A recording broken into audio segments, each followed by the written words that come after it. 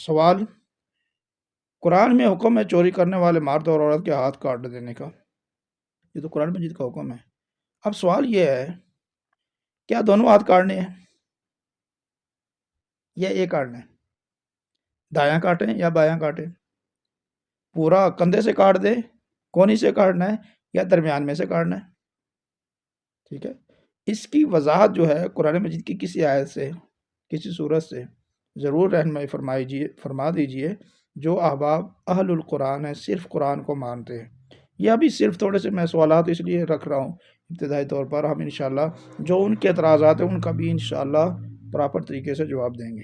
کسی قرآن کی آیت میں اس کا باقی حکم نہیں ہے۔ یہ حکم ضرور ہے کہ چور کا ہاتھ کاٹ دیں۔